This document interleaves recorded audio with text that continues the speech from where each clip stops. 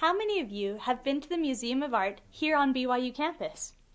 Now, how many of you have been there in the last few months and seen their origami exhibit they have on display?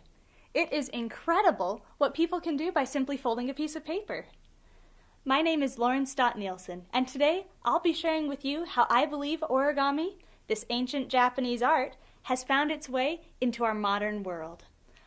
To do this, I will break it down into 3 different categories: entertainment, gift-giving, and scientifically.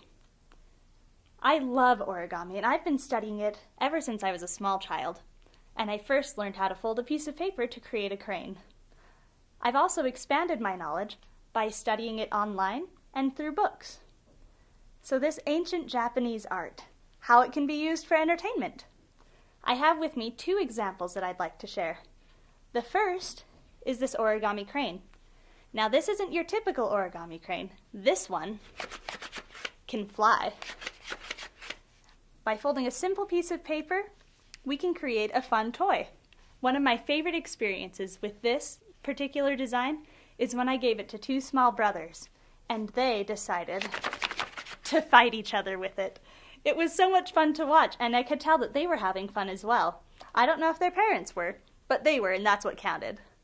My next example is this. You probably recognize it from when you played with it when you were younger. The famous fortune teller, or cootie catcher. Well, believe it or not, this is still a fun toy to play with. Again, just simple folds create these things to entertain ourselves with. Next, how origami can be used to share as gifts or show appreciation and love to others. This first example I have on the slide is a picture of a dozen roses. We didn't have a lot of money as newlyweds a year ago, so my husband decided that he wanted to make a dozen roses for me instead of having to buy some that we couldn't afford. From a distance, these look real, and I can tell by looking at them the amount of time he spent on them and how much he loves me because of that. And because they're paper, I get to keep them forever, and they won't wilt or die like real roses do. To keep with the tradition, I made these gift boxes this year for Valentine's Day. Inside each one, I put a homemade chocolate truffle. Not only was my husband delighted to find that there was chocolate inside, but it also helped with portion control. Because as we all know, chocolate is delicious, and it's so hard to eat only one. My next and final examples are how origami is used scientifically. The first one I have is this Tessel Jetpack backpack. You may have seen students walking around on campus wearing this. Well, they were actually designed by students from BYU. As the Why Origami book published by BYU states, the designers took their inspiration from origami tessellations. And that helped create a more sturdy, durable design to create backpacks that are dependable for students. My next example is this deployable solar array.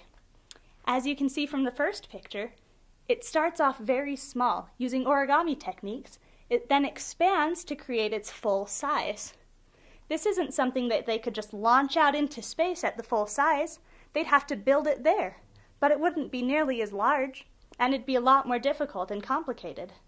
By using origami techniques, they create the small package that has a big bang. And then finally, we have this medical heart stent. This is still a prototype, but if this goes into production, their hopes is that it can be injected into arteries that are clogged, where it'll reach the clogged area, expand, and create space for blood to flow freely again.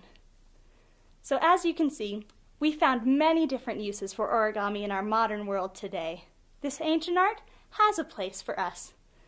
Through entertaining others and ourselves, giving gifts, and showing appreciation and love to others, and then finally it can help us scientifically as well. Origami, folding its way into our everyday. Thank you.